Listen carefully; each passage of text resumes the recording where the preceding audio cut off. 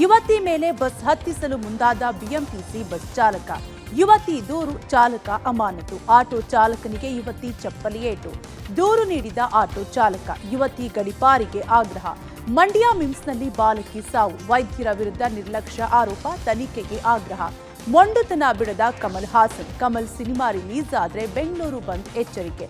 ಶಿವಣ್ಣ ನಡೆ ಬಗ್ಗೆ ಮುಖ್ಯಮಂತ್ರಿ ಚಂದ್ರು ಏನಂದ್ರು? ಈ ಎಲ್ಲಾ ಸುದ್ದಿಗಳನ್ನು ನೋಡೋಣ ಕರ್ನಾಟಕ ಟಾಪ್ 20ಯಲ್ಲಿ. ಬಿಎಂಟಿಸಿ ಚಾಲಕರಿಗೆ ಏನಾಗಿದೆ ಗೊತ್ತಾಗ್ತಾನೆ ಇಲ್ಲ. ನಗರದಲ್ಲಿ ಬಿಎಂಟಿಸಿ ಸೇವೆ ಅತ್ಯುತ್ತಮವಾಗಿದೆ, ಆದರೆ ಕೆಲ ಚಾಲಕರ ಎಡವಟ್ಟು ಬಿಎಂಟಿಸಿಗೆ ಕಪ್ಪು ಚುಕ್ಕೆ ತರ್ತಾ ಇದೆ. ಇದಕ್ಕೆ ನಿದರ್ಶನ ಎಂಬಂತೆ ಯುವತಿಯೊಬ್ಬಳು ಬಸ್ ಎದುರಿಗೆ ಬಂದ್ರು. ಆಕೆಯನ್ನ ಕಂಡು ಬಿಎಂಟಿಸಿ ಚಾಲಕ ಮೇಲೆಯೇ ಬಸ್ ನುಗ್ಗಿಸಿದ ಘಟನೆ ಬೆಂಗಳೂರಿನ ಸಿಗ್ನಲ್ ಒಂದರಲ್ಲಿ ನಡೆದಿದೆ. ಸಿಗ್ನಲ್ನಲ್ಲಿ ಬಸ್ ಅಡ್ಡಗಟ್ಟೋಕೆ ಯುವತಿಯೊಬ್ಬಳು ಮುಂದಾಕಿದ್ದಾಳೆ. ಈ ವೇಳೆ ಯುವತಿಯನ್ನ ಲೆಕ್ಕಿಸದೆ ಬಸ್ ಚಾಲಕ ಆಕೆಯ ಮೇಲೆಯೇ ಚಲಾಯಿಸಿದ್ದಾನೆ. ಈ ವೇಳೆ ಪ್ರಾಣಾಪಾಯದಿಂದ ಯುವತಿ ಸ್ವಲ್ಪದರಲ್ಲಿ ಮಿಸ್ ಆಗಿದ್ದಾಳೆ. ಈ ಘಟನೆ ತಡವಾಗಿ ಬೆಳಕಿಗೆ ಬಂದಿದ್ದು, ಈ ಘಟನೆಗೂ ಮುಂಚೆ ಯುವತಿ ಮತ್ತು ಬಸ್ ಡ್ರೈವರ್ ನಡುವೆ ಏನಾಯಿತು ಅನ್ನೋದ್ರ ಬಗ್ಗೆ ಸ್ಪಷ್ಟತೆ ಇಲ್ಲ. ಸದ್ಯ ಚಂದ್ರಲೇಔಟ್ ಡಿಪೋಗೆ ಸೇರಿದ ಬಸ್ ಇದಾಗಿದ್ದು, ಬಸ್ ಚಾಲಕ ಪ್ರಶಾಂತ್ ಅಂತ ಹೇಳಲಾಗಿದೆ. ಈ ಬಗ್ಗೆ ಪಬ್ಲಿಕ್ ಟಿವಿಯಲ್ಲಿ ಸುದ್ದಿ ಪ್ರಸಾರ ಆಗ್ತಾನೆ ಸಾರಿಗೆ ಸಚಿವ ರಾಮಲಿಂಗಾರೆಡ್ಡಿ ಬಸ್ ಚಾಲಕ ಪ್ರಶಾಂತ್ ನನ್ನ ಅಮಾನತು ಮಾಡಿ ಆದೇಶ ಹೊರಡಿಸಿದ್ದಾರೆ. ಆ ವಿಡಿಯೋ ನಾನು ನೋಡಿದೆ. ರ್ಯಾಶ್ ಡ್ರೈವಿಂಗ್ ಆಗಿದೆ. ನಮ್ಮಲ್ಲಿ 2 ತರ ಡ್ರೈವರ್ಸ್ ಇದ್ದಾರೆ. ಯಾರೇ ಮಾಡಿದಲ್ಲಿ ಅದು ಮಾಡಿರ್ತಕ್ಕಂಥದ್ದು ತಪ್ಪು. ಎಲೆಕ್ಟ್ರಿಕ್ ವೆಹಿಕಲ್ ಡ್ರೈವರ್ ಆಗಿದ್ರೆ ಅವರು ಪ್ರೈವೇಟ್ ಅವರು ಇರ್ತಾರೆ. ಆ ಸಂಸ್ಥೆಗೆ ಹೇಳಿ ಅವನು ಕಿತ್ತಾಕ್ಸ್ಬೋದು, ಮತ್ತೆ ಆ ಸಂಸ್ಥೆಗೂ ಕೂಡ ಪೆನಾಲ್ಟಿ ಹಾಕ್ತೀವಿ. ನಮ್ಮದೇ ಸಂಸ್ಥೆಯ ಡ್ರೈವರ್ ಆಗಿದ್ರೆ ಕಠಿಣ ಕ್ರಮ ತಗೊಳ್ಳೋಕೆ ಹೇಳ್ತೀವಿ. ಎಲ್ಲ ಡ್ರೈವರ್ಸು, ಎಲ್ಲ ಕಂಡಕ್ಟರ್ಸು ಒಳ್ಳೆಯವರು ಇದ್ದಾರೆ, ಕೆಟ್ಟವರು ಇದ್ದಾರೆ. ಒಳ್ಳೆಯವರು ಹೆಚ್ಚಿನ ಸಂಖ್ಯೆಯಲ್ಲಿ ಇದ್ದಾರೆ. 100ಕ್ಕೆ 99 ಭಾಗ ಇದ್ದಾರೆ. 1% ಈ ಥರದವ್ರು ಇರ್ತಾರೆ. 1% ಈ ಥರದವ್ರು ಇರೋದ್ರಿಂದ 99% ನೌಕರರಿಗೆ ಕೆಟ್ಟ ಹೆಸರು ಬರುತ್ತೆ. ಅದರಿಂದ ಇಂಥ ತಪ್ಪು ಮಾಡೋವಂಥವ್ರನ್ನ ನಿರ್ದಾಕ್ಷಿಣ್ಯವಾಗಿ ಅವ್ರ ಮೇಲೆ ಕ್ರಮ ತಗೋಬೇಕು. ಈಗಾಗಲೇ ತಗೊಂಡಿದ್ದೀವಿ, ಬೇಕಾದಷ್ಟು ತಗೊಂಡಿದ್ದೀವಿ. ಬಿಎಂಟಿಸಿ ಬಸ್ ಯುವತಿ ಮೇಲೆ ನುಗ್ಗಿದ ಪ್ರಕರಣ ಸಂಬಂಧ ಚಾಲಕ ಪ್ರಶಾಂತ್ ವಿರುದ್ಧ ಯುವತಿ ಕಬ್ಬನ್ ಪಾರ್ಕ್ ಠಾಣೆಯಲ್ಲಿ ದೂರು ದಾಖಲಿಸಿದ್ದಾರೆ. ಪ್ರಕರಣ ಸಂಬಂಧ ಪಬ್ಲಿಕ್ ಟಿವಿ ಜೊತೆ ಮಾತನಾಡಿದ ಚಾಲಕ ಪ್ರಶಾಂತ್, ಹಡ್ಸನ್ ಸಿಗ್ನಲ್ನಲ್ಲಿ ಟ್ಯಾಂಕರ್ ಹಾಗೂ ಬಿಎಂಟಿಸಿ ಬಸ್ ಮುಂದೆ ಲೇಡಿ ಕಾರ್ ಓಡಿಸಿಕೊಂಡು ಬಂದರು. ಆಗ ಆ ಲೇಡಿಗೆ ಟ್ಯಾಂಕರ್ ಡ್ರೈವರ್ ಬೈತಾರೆ. ನಂತರ ಕಾರ್ಪೊರೇಷನ್ ಸಿಗ್ನಲ್ನಲ್ಲಿ ಜನ ಹತ್ತಿಸಿಕೊಳ್ಳುವಾಗ ಜಗಳದಲ್ಲಿ ಒಂದು ಸಿಗ್ನಲ್ ಹೋಯಿತು ಅಂತ ನಾನು ಬೈದೆ. ಅದನ್ನೇ ಇಟ್ಕೊಂಡು ಬಿಎಂಟಿಸಿ ಬಸ್ಸನ್ನು ಮುಂದಕ್ಕೆ ಹೋಗದ ಹಾಗೆ ಅಡ್ಡಾದಿಡ್ಡಿ ಕಾರು ಚಾಲನೆ ಮಾಡಿಕೊಂಡು ಹೋಗ್ತಾ ಇದ್ರು. ಕಬ್ಬನ್ ಪಾರ್ಕ್ ಸಿಗ್ನಲ್ನಲ್ಲಿ ಬಸ್ ನಿಲ್ಲಿಸಿದಾಗ ಅವಾಚ್ಯ ಶಬ್ದದಿಂದ ಬೈದು ಕೆಳಗಿಳಿ ಅಂತ ಕೈ ಸನ್ನೆ ಮಾಡಿದ್ರು.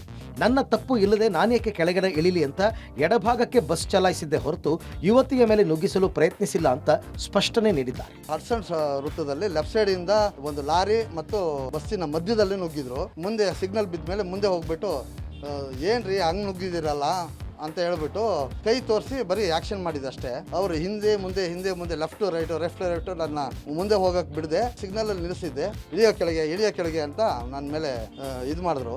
ನಾನು ಏನ್ ಮಾಡಿದ್ದೀನಿ, ನಾನು ಯಾಕೆ ಇಳಿಲಿ ಅಂತ ನಾನು ಬರೀ ಆಕ್ಷನ್ ಮಾಡಿದೆ ಅಷ್ಟೇ. ಸಿಗ್ನಲ್ ಬಿದ್ದ ಮೇಲೆ ಮೂವ್ ಮಾಡಿದಾಗ ಅದು ಲೆಫ್ಟಿಗೆ ಎಳ್ಕೊಂಡು ಅವ್ರ ಮೇಲೆ ಹೋಗ್ಲಿಲ್ಲ. ಅವ್ರು ಸೆಂಟ್ರಲ್ ನಿಂತಿದ್ರು. ನಾನು ಲೆಫ್ಟಿಗೆ ಎಳೆದು ಬಿಟ್ಟು ಮುಂದೆ ಮೂವ್ ಮಾಡಿದೆ. ಅವಾಗ ಲೆಫ್ಟ್ ಅವರು ಪಾಸ್ ಆದ್ಮೇಲೆ ನಾನು ಸೀದಾ ಹೋದೆ. ಸ್ಕೂಟಿಗೆ ಆಟೋ ಟಚ್ ಆಯ್ತು ಅಂತ ಯುವತಿಯೊಬ್ಬಳು ಆಟೋ ಚಾಲಕನಿಗೆ ಚಪ್ಪಲಿಯಿಂದ ಮನ ಬಂದಂತೆ ಹೊಡೆದ ಘಟನೆ ನಿನ್ನೆ ಬೆಂಗಳೂರಲ್ಲಿ ನಡೆದಿದೆ. ಯುವತಿಯ ದೌರ್ಜನ್ಯವನ್ನು ಆಟೋ ಚಾಲಕರು ತೀವ್ರವಾಗಿ ಖಂಡಿಸಿದ್ದಾರೆ. ಪಬ್ಲಿಕ್ ಟಿವಿ ಜೊತೆ ಹಲ್ಲೆಗೆ ಒಳಗಾದ ಆಟೋ ಚಾಲಕ ಲೋಕೇಶ್ ಮಾತನಾಡಿ ಘಟನೆ ಬಗ್ಗೆ ಬೇಸರ ವ್ಯಕ್ತಪಡಿಸಿದ್ದಾರೆ. ನನ್ನ ಆಟೋ ಆಕೆ ಸ್ಕೂಟಿಗೆ ಟಚ್ ಮಾಡಿಲ್ಲ, ಆದರೂ ಚಪ್ಪಲಿಯಿಂದ ಹೊಡೆದು ಅವಮಾನಿಸಿದ್ದಾಳೆ. ಕನ್ನಡಿಗರ ಮೇಲೆ ಇಂತಹ ಘಟನೆಗಳು ಬೆಂಗಳೂರಿನಲ್ಲಿ ನಡೆಯುತ್ತಿರುವುದು ಖಂಡನೀಯ. ಅನ್ಯ ರಾಜ್ಯದ ಯುವತಿ ವಿರುದ್ಧ ದೂರು ದಾಖಲಿಸಿದ್ದೇನೆ. ಆಕೆಯನ್ನು ಕೂಡಲೇ ಬಂಧಿಸಿ ರಾಜ್ಯದಿಂದ ಗಡೀಪಾರು ಮಾಡಬೇಕು ಅಂತ ಆಗ್ರಹಿಸಿದ್ದಾರೆ. ಹಾಗೆ ಗಾಡಿ ಪಕ್ಕದಲ್ಲಿ ಪಾಸ್ ಆಯ್ತು. ಅವ್ರು ಲೆಫ್ಟ್ ಅಲ್ಲಿ ಬರ್ತಾ ಇದ್ರು, ನಾನು ರೈಟ್ ಅಲ್ಲಿ ಹೋಗ್ತಾ ಇದ್ದೆ. ಏನೋ ಕಿರ್ಚಿದ್ರಲ್ಲ ಅಂತ ನಿಲ್ಲಿಸ್ದೆ. ಏಕೆ ಬೈತಾ ಇದ್ರು. ಗಾಡಿ ಟಚ್ ಆಗಿಲ್ಲ, ಏಕೆ ಬೈತಾ ಇದಾರೆ ಅನ್ನೋದು ಒಂದು ಕಾರಣಕ್ಕೋಸ್ಕರ ವಿಡಿಯೋ ಮಾಡ್ತಾ ಇದ್ದೆ. ಅಷ್ಟಕ್ಕೆ ಹಿಂಗ್ ಹೊಡಿತಾ ಇದ್ದಾರೆ ಅಂತ. ಅಲ್ಲೂ ಸುಮಾರು ಜನ ಅವ್ರನ್ನೇ ಕೇಳಿದ್ರು. ಲಾಸ್ಟಿಗೆ ಯಾರೋ ಒಬ್ರು ಪೊಲೀಸರು ಬಂದ್ರು. ನಡೀರಿ ನೀವು ಕಂಪ್ಲೇಂಟ್ ಕೊಡಿ, ಅವರು ಕಂಪ್ಲೇಂಟ್ ಕೊಡ್ಲಿ ಅಂದ್ರು. ನಾನು ಆಟೋ ಎತ್ಕೊಂಡು ಸ್ಟೇಷನ್ ಹತ್ರ ಬಂದೆ. ಅಷ್ಟೊತ್ತಿಗೆ ಅವ್ರು ಬರ್ಲೇ ಇಲ್ಲ ಅಲ್ಲಿಗೆ. ಅಂತಾರೆ ಇಲ್ಲಿ ಇರಕ್ಕೆ ಆರಾಧನೆ ಇಲ್ಲ, ಅವ್ರನ್ನ ಗಡೀಪಾರ್ ಮಾಡಿದ್ರೆ ಒಳ್ಳೇದು ಅಂತ ನಾನು ಅನ್ಕೋತೀನಿ. ವೈದ್ಯರ ನಿರ್ಲಕ್ಷ್ಯಕ್ಕೆ ಚಿಕಿತ್ಸೆ ಪಡಿತಾ ಇದ್ದ ಮಗು ಸಾವಿಗೀಡಾದ ಘಟನೆ ಮಂಡ್ಯದ ಮಿಮ್ಸ್ ಆಸ್ಪತ್ರೆಯಲ್ಲಿ ನಡೆದಿದೆ. ಮಳವಳ್ಳಿ ತಾಲೂಕಿನ ನೆಲ್ಲೂರು ಗ್ರಾಮದ 7 ವರ್ಷದ ಸಾನ್ವಿ ಸಾವಿಗೀಡಾದಂತಹ ಪುಟ್ಟ ಬಾಲಕಿ. ಟೈಲ್ಸ್ ಬಿದ್ದು ಸಾನ್ವಿಯ ಪಾದದ ಮೂಳೆ ಮುರಿದಿತ್ತು. ಹೀಗಾಗಿ ಮೇ 29ರಂದು ಮಂಡ್ಯದ ಮಿಮ್ಸ್ ಆಸ್ಪತ್ರೆಗೆ ದಾಖಲಿಸಲಾಗಿತ್ತು. ಎಲ್ಲಾ ಪರೀಕ್ಷೆಗಳ ನಂತರ ಗುರುವಾರ ರಾತ್ರಿಯೇ ಶಸ್ತ್ರಚಿಕಿತ್ಸೆ ಕೂಡ ಮಾಡಲಾಗಿತ್ತು. ಆಪರೇಷನ್ ಬಳಿಕ ರಾತ್ರಿಯೇ ವಾರ್ಡ್ಗೆ ಸಾನ್ವಿಯನ್ನ ಶಿಫ್ಟ್ ಮಾಡಲಾಗಿತ್ತು. ಶನಿವಾರ ಬೆಳಗ್ಗೆ ಡ್ರಿಪ್ ಮೂಲಕ ಔಷಧಿಯನ್ನ ಕೊಡಲಾಗಿತ್ತು. ಔಷಧಿ ನೀಡ್ತಾ ಇದ್ದಂತೆ ಪ್ರಜ್ಞಾಹೀನ ಸ್ಥಿತಿ ತಲುಪಿದ ಬಾಲಕಿ ಸಾನ್ವಿ ಮತ್ತೆ ಮೇಲಕ್ಕೆ ಎಳ್ಳೇ ಇಲ್ಲ ಹೇಳಿ ಪೋಷಕರು ಅಳಲನ್ನ ತೋಡ್ಕೊಂಡಿದ್ದಾರೆ. ವೈದ್ಯರ ನಿರ್ಲಕ್ಷ್ಯ ಮಗು ಸಾವಾಗಿದೆ ಅಂತ ಹೇಳಿ ಸಾನ್ವಿ ಪೋಷಕರು ಆರೋಪಿಸಿದ್ದಾರೆ. ಆಸ್ಪತ್ರೆಯ ಬಳಿ ಪ್ರತಿಭಟನೆಯನ್ನ ನಡೆಸಿದ್ರು. ಘಟನೆಯ ಬಗ್ಗೆ RMO ಡಾಕ್ಟರ್ ಸುದರ್ಶನ್ ಮಾತನಾಡಿ ಅಂಗಾಂಗ ವೈಫಲ್ಯದಿಂದ ಬಾಲಕಿ ಸಾವಾಗಿದೆ ಅಂತ ಹೇಳಿದ್ರು. ಇನ್ನು ಮಗಳನ್ನ ಕಳೆದುಕೊಂಡ ತಾಯಿ ಆಸ್ಪತ್ರೆಯ ಬಳಿ ಮಗಳಿಗಾಗಿ ಹತ್ತು ಕರಿತಾ ಇದ್ದಂತಹ ದೃಶ್ಯ ಕರುಳು ಹಿಂಡುವಂತಿತ್ತು.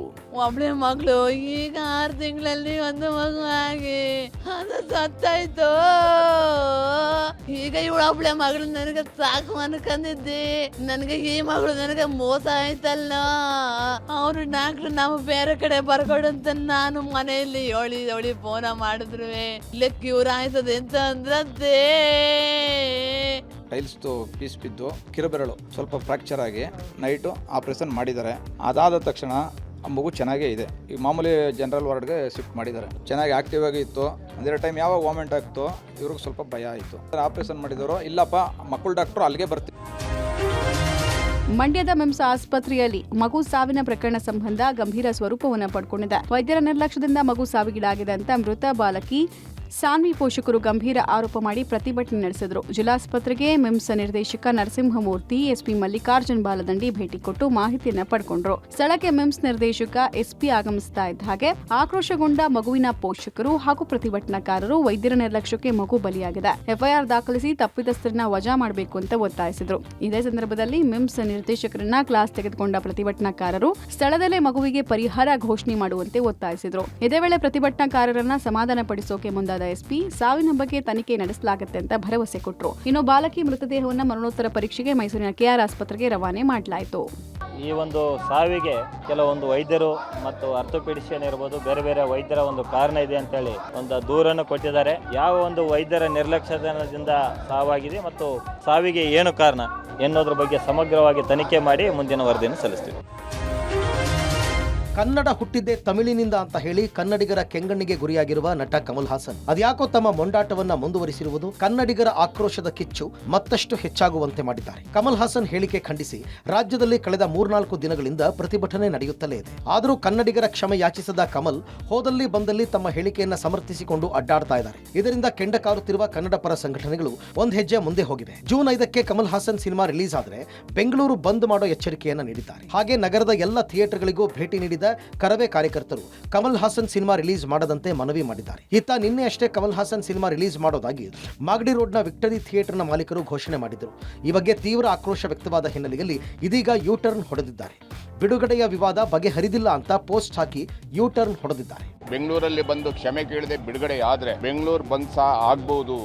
ಎಲ್ಲ ಕನ್ನಡ ಹೋರಾಟಗಾರರ ಒಟ್ಟಿಗೆ ಸೇರಿ ಅದ್ರ ಬಗ್ಗೆನೂ ಸಹ ನಾವು ಚರ್ಚೆ ಮಾಡಬೇಕಾಗತ್ತೆ ಅನ್ನೋಂಥ ಎಚ್ಚರಿಕೆಯನ್ನ ಕೊಟ್ಟಿದ್ದೀವಿ. ಯಾವುದೇ ಕಾರಣಕ್ಕೂ ಇಂಥ ದುರಂಕಾರಿಗಳು ಕನ್ನಡದ ಇತಿಹಾಸವನ್ನ ಗೊತ್ತಿಲ್ಲದೇನೆ ತಮಿಳಿಂದ ಕನ್ನಡ ಹುಡ್ತಾ ಅನ್ನುವಂಥದ್ದು ಇದೆಯಲ್ಲ, ಅದು ಯಾರು ತಡೆಯೋಕ್ಕಾಗಲ್ಲ. ಆದ್ರಿಂದ ಬೇಷರತ್ತಾಗಿ ಬೆಂಗಳೂರಿಗೆ ಬಂದು ಕ್ಷಮೆಯನ್ನ ಕೇಳೋದ್ರ ಮುಖಾಂತರ ಅವ್ರ ಸಿನಿಮಾವನ್ನ ಪ್ರಾರಂಭ ಮಾಡಬೇಕಾಗತ್ತೆ. ಅದಕ್ಕೂ ಮುಂಚೆ ಮಾಡಿದ್ರೆ ಆಗುವಂಥ ಅನಾಹುತಕ್ಕೆ, ಥಿಯೇಟ್ರಲ್ಲಿ ಆಗುವಂಥ ಗಲಾಟೆಗಳಿಗೆ, ಥಿಯೇಟರ್ಗಳಿಗೆ, ಸ್ಪರ್ಧೆಗಳಿಗೆ ಬೀಳುವಂಥ ಬ್ಲೇಡ್ಗಳಿಗೆ ನಾವು ಯಾರು ಹೊಣೆಗಾರರಲ್ಲ. ಕಮಲ್ ಹಾಸನ್ ಹೇಳಿಕೆ ವಿರುದ್ಧ ಸ್ಯಾಂಡಲ್ವುಡ್ ತಾರೆಯರು ತಮ್ಮ ಅಸಮಾಧಾನವನ್ನ ಹೊರಹಾಕಿದ್ದಾರೆ. ವಿವಾದ ಸಂಬಂಧ ನಿನ್ನೆ ಶಿವರಾಜ್ ಕುಮಾರ್ ಮಾತನಾಡಿ ಕಮಲ್ ಹಾಸನ್ ಮಾತನ್ನ ಸಮರ್ಥನೆ ಮಾಡಿಕೊಳ್ಳಲ್ಲ, ಆ ಸಂದರ್ಭದಲ್ಲಿ ಏನ್ ಮಾತನಾಡಿದ್ದಾರೆ ಅಂತ ಗೊತ್ತಾಗ್ಲಿಲ್ಲ ಅಂತ ಹೇಳಿದರು. ಈ ಬಗ್ಗೆ ಬೇಸರ ವ್ಯಕ್ತಪಡಿಸಿದ ಹಿರಿಯ ನಟ ಮುಖ್ಯಮಂತ್ರಿ ಚಂದ್ರು ಕಮಲ್ ಹಾಸನ್ ಅವರ ಹೇಳಿಕೆಯನ್ನ ಶಿವರಾಜ್ ಕುಮಾರ್ ಖಂಡಿಸಬೇಕಿತ್ತು. ಶಿವಣ್ಣ ಅವರು ಈಗಲೂ ಮಾತನಾಡಿ ಸರಿ ಮಾಡಬೇಕು ಅಂತ ಹೇಳಿದರು. ಇನ್ನು ನಟಿ ಸುಧಾರಾಣಿ ಮಾತನಾಡಿ ನಮ್ಮ ಕನ್ನಡ ಕರ್ನಾಟಕ ಭಾಷೆ ಬಗ್ಗೆ ಯಾರೇ ಏನೇ ಹೇಳಿದ್ರು ತಪ್ಪಿದ್ದಲ್ಲಿ ಖಂಡಿತವಾಗಿ ತಗೊಳ್ಳೋದಕ್ಕೆ ಆಗಲ್ಲ ಅಂತ ಹೇಳಿದ್ರೆ ಕಮಲ್ ಹಾಸನ್ ಖಂಡಿತ ಕ್ಷಮೆ ಕೇಳಬೇಕು.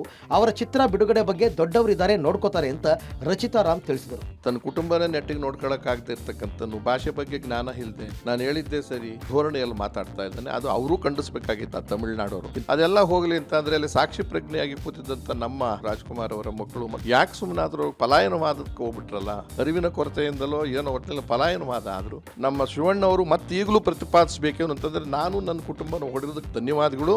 ಅದರ ನಾಡು ಮತ್ತು ನುಡಿಗೆ ಆಗಿರ್ತಕ್ಕಂಥ ಧಕ್ಕೆಗೆ ನೀವು ತಪ್ಪಿತಸ್ಥರು, ನೀವು ಕ್ಷಮೆ ಕೇಳ್ತಿರೋ ಬಿಡ್ತಿರೋ ನಾನು ಕೂಡ ಇವರ ಹೋರಾಟದಲ್ಲಿ ಪರವಾಗಿದ್ದೀನಿ ಅಂತ ಹೇಳಬೇಕಾಗಿತ್ತೆ ಹೊರತು ಸುಮ್ಮನೆ ಕೂತಿರ್ತಕ್ಕಂಥದ್ದು ಸೂಕ್ತವಲ್ಲ. ಸಾಧ್ಯ ನನ್ನ ಭಾಷೆ ಅಂತ ಬಂದಾಗ ಫಸ್ಟ್ ಪ್ರಿಯಾರಿಟಿ ನನ್ನ ಭಾಷೆ ಮೇಲೆ, ಎಲ್ಲಾ ಭಾಷೆ ಮೇಲೆ ಗೌರವ ನಂಗೆ ತುಂಬಾನೇ ಇದೆ. ಯಾರಿಂದ ಯಾರು ಬಂದಿಲ್ಲ, ದೇವರೊಬ್ಬ ಅಂತ ಇದಾನಲ್ಲ ಅವನಿಂದ ಅವನು ಹೂ ಅನ್ನೋದಕ್ಕೆ ನಾವೆಲ್ಲ ಜನ್ಮ ತಗೊಂಡಿರೋದು. ಅವರ ಒಂದು ಸ್ಟೇಟ್ಮೆಂಟ್ ಅಲ್ಲಿ ಒಂದೆಲ್ಲೋ ಒಂದು ಮಾತಲ್ಲಿ ನಮ್ಮೆಲ್ಲರಿಗೂ ತಪ್ಪು ಆಗಿದೆ, ನಮಗೆ ನೋವಾಗಿರೋದ್ರಿಂದ ಖಂಡಿತವಾಗ್ಲೂ ಸರ್ ಕ್ಷಮೆ ಕೇಳಬೇಕು. ಕೇವಲ ದಕ್ಷಿಣ ರಾಜ್ಯಗಳು ಮಾತ್ರ ಅಲ್ಲದೆ ದೇಶದ ಈಶಾನ್ಯ ರಾಜ್ಯಗಳಲ್ಲೂ ಮಳೆ ಅಬ್ಬರ ಜೋರಾಗಿದೆ. ಕಳೆದ 2-3 ದಿನಗಳಿಂದ ಸುರಿತಾ ಇರುವ ಮಳೆಯಿಂದಾಗಿ ಭೂಕುಸಿತ, ನೆರೆ ಆತಂಕ ಸೃಷ್ಟಿಯಾಗಿದೆ. ಅಸ್ಸಾಂ, ಮಿಜೋರಾಂ, ಅರುಣಾಚಲ ಪ್ರದೇಶ, ಮಣಿಪುರದಲ್ಲಿ ಸುರಿತಾ ಇರುವ ಮಳೆ ಭಾರಿ ಅಲ್ಲೋಲ ಕಲ್ಲೋಲ ಸೃಷ್ಟಿ ಮಾಡಿದ್ದು, ಮಳೆ ಅನಾಹುತದಿಂದ ಇಲ್ಲಿ ತನಕ 30ಕ್ಕೂ ಹೆಚ್ಚು ಮಂದಿ ಸಾವಿಗೀಡಾಗಿದ್ದಾರೆ. ಅಸ್ಸಾಂನಲ್ಲಿ ಮಳೆ ಆರ್ಭಟ ಜೋರಾಗಿತ್ತು. ರಾಜ್ಯದ 17 ಜಿಲ್ಲೆಗಳಲ್ಲಿ 78,000ಕ್ಕೂ ಹೆಚ್ಚು ಜನ ಪ್ರವಾಹ ಸಂಕಷ್ಟಕ್ಕೆ ಸಿಲುಕಿದ್ದು, ಎಲ್ಲರನ್ನ ಸುರಕ್ಷಿತ ಸ್ಥಳಕ್ಕೆ ಸ್ಥಳಾಂತರ ಮಾಡಲಾಗಿದೆ. ಹಾಗೆ ಅರುಣಾಚಲ ಪ್ರದೇಶದಲ್ಲಿ ಮಳೆ ಪ್ರವಾಹಕ್ಕೆ ಈಸ್ಟ್ ಕಮಾಂಗ್ ಜಿಲ್ಲೆಯ 7 ಮಂದಿ ಸಾವನ್ನಪ್ಪಿರುವಂತಹ ವರದಿಯಾಗಿದೆ. ಗುಡ್ಡ ಕುಸಿತದಿಂದ ಉಂಟಾದ ಮಣ್ಣಿನ ಕೆಸರಿನಲ್ಲಿ ಮೃತದೇಹಗಳು ಹುದುಗಿ ಹೋಗಿದ್ದು, ಹರಸಾಹಸದಿಂದ ಮೃತದೇಹ ಮೇಲಕ್ಕೆ ಎತ್ತುವ ಕಾರ್ಯದಲ್ಲಿ ತೊಡಗಿಕೊಂಡಿದೆ. ಸದ್ಯ ಈಶಾನ್ಯ ರಾಜ್ಯದಲ್ಲಿ ಎಸ್ಡಿಆರ್ಎಫ್ ಬೀಡು ಬಿಟ್ಟಿದ್ದು, ಜನರನ್ನ ರಕ್ಷಣೆ ಮಾಡುವ ಕಾರ್ಯದಲ್ಲಿ ತೊಡಗಿದೆ. ಕೇರಳದಲ್ಲಿ ವರುಣನ ಆರ್ಭಟ ಜೋರಾಗಿದೆ. ಗಡಿ ಜಿಲ್ಲೆ ಕಾಸರಗೋಡ್ನಲ್ಲೂ ಮಳೆ ಅಬ್ಬರ ಹೆಚ್ಚಾಗಿದೆ. ಮಳೆಯಿಂದಾಗಿ ನದಿಗಳೆಲ್ಲ ತುಂಬಿ ಹರಿದಿದ್ದು, ಕಾಸರಗೋಡು ಜಿಲ್ಲೆಯ ಮಧೂರು ದೇವಸ್ಥಾನಕ್ಕೆ ಮಳೆ ನೀರು ನುಗ್ಗಿದೆ. ಮಧೂರು ಶ್ರೀ ಮದನಂತೀಶ್ವರ ಸಿದ್ಧಿವಿನಾಯಕ ದೇವಸ್ಥಾನ ಸಂಪೂರ್ಣ ಜಲಾವೃತವಾಗಿದೆ. ದೇವಸ್ಥಾನದ ಪಕ್ಕದಲ್ಲೇ ಇರುವಂತಹ ಮಧುವಾಹಿನಿ ನದಿಯಿಂದ ಮಳೆ ನೀರು ಉಕ್ಕಿ ಹರಿದಿದ್ದು, ನದಿ ನೀರು ದೇವಸ್ಥಾನದ ಅಂಗಳ ಸೇರಿ ಜಲಾವೃತ ಆಗಿದೆ. ಮಧೂರು ದೇವಸ್ಥಾನ ಜಲಾವೃತವಾಗಿರುವ ದೃಶ್ಯ ಡ್ರೋನ್ ಕ್ಯಾಮೆರಾದಲ್ಲಿ ಸೆರೆಯಾಗಿದೆ. ದಕ್ಷಿಣ ಕನ್ನಡ ಜಿಲ್ಲೆ ಹಾಗೂ ಪಶ್ಚಿಮ ಘಟ್ಟದಲ್ಲಿ ಸುರಿದ ಮಳೆಗೆ ಜಿಲ್ಲೆಯ ನದಿಗಳೆಲ್ಲ ತುಂಬಿ ಹರಿದಿದ್ದು ಸಮುದ್ರ ಸೇರ್ತಾ ಇದೆ. ಹೀಗಾಗಿ ಸಮುದ್ರದಲ್ಲೂ ಕೂಡ ನೀರಿನ ಪ್ರಮಾಣ ಹೆಚ್ಚಾಗಿದ್ದು, ಅಲೆಗಳು ಅಬ್ಬರಿಸಿ ತೀರಕ್ಕೆ ಅಪ್ಪಳಿಸ್ತಾ ಇದೆ. ಸೋಮೇಶ್ವರ ಶ್ರೀ ಸೋಮನಾಥೇಶ್ವರ ದೇವಸ್ಥಾನದ ಬಳಿ ಕಡಲ ಆರ್ಭಟ ಜೋರಾಗಿದ್ದು, ನದಿಗಳಿಂದ ಹರಿದು ಬಂದ ನೀರು ಮಣ್ಣು ಮಿಶ್ರಿತವಾಗ್ತಿದೆ. ಇಡೀ ಕಡಲು ಕೆಂಪು ಬಣ್ಣಕ್ಕೆ ತಿರುಗ್ತಾ ಇದೆ. ಕಡಲ ತೀರದ ರುದ್ರ ನರ್ತನದ ಬಗ್ಗೆ ನಮ್ಮ ಪ್ರತಿನಿಧಿ ಪ್ರತ್ಯಕ್ಷ ವರದಿಯನ್ನು ಕೊಟ್ಟಿದ್ದಾರೆ. ನಾವು ಮಂಗಳೂರಿನ ಸೋಮೇಶ್ವರ ಕಡಲ ತೀರದಲ್ಲಿರುವಂತದ್ದು ನೀವು ದೃಶ್ಯದಲ್ಲಿ ಗಮನಿಸಬಹುದು. ಕಡಲಿನ ಅಬ್ಬರ ಎಷ್ಟರ ಮಟ್ಟಿಗೆ ಹೆಚ್ಚಾಗಿದೆ ಅನ್ನುವಂಥದ್ದನ್ನು ಕಳೆದ ಕೆಲ ದಿನಗಳಿಂದ ನಿರಂತರವಾಗಿ ಸುರಿದಿರುವಂತಹ ಮಳೆಯಿಂದಾಗಿ ಸಂಪೂರ್ಣವಾಗಿ ಕಡಲ್ನ ಬಣ್ಣ ಕೆಂಪು ಮಿಶ್ರಿತ ಆಗಿರುವಂಥದ್ದನ್ನು ನೀವು ದೃಶ್ಯದಲ್ಲಿ ಗಮನಿಸಬಹುದು. ಯಾವಾಗಲೂ ತಿಳಿ ಬಣ್ಣದಲ್ಲಿ ಇರುವಂತಹ ಈ ಕಡಲಿನ ಅಬ್ಬರ ಇವತ್ತು ಹೆಚ್ಚಾಗಿರೋ ಜೊತೆಗೆ ಅದರ ಬಣ್ಣವು ಬದಲಾಗಿರುವಂಥದ್ದು. ಸಮುದ್ರಕ್ಕೆ ನದಿಯ ನೀರು ಸೇರಿದ್ದಂಥ ಸಂದರ್ಭದಲ್ಲಿ ಮಣ್ಣು ಮಿಶ್ರಿತವಾದಂಥ ನೀರು ಬಂದಂಥ ಹಿನ್ನೆಲೆಯಲ್ಲಿ ಸಮುದ್ರವು ಇದೇ ರೀತಿಯಾಗಿ ಕೆಂಪು ಮಿಶ್ರಿತವಾಗಿ ಇರುವಂಥದ್ದನ್ನು ನೀವು ದೃಶ್ಯದಲ್ಲಿ ಗಮನಿಸಬಹುದು.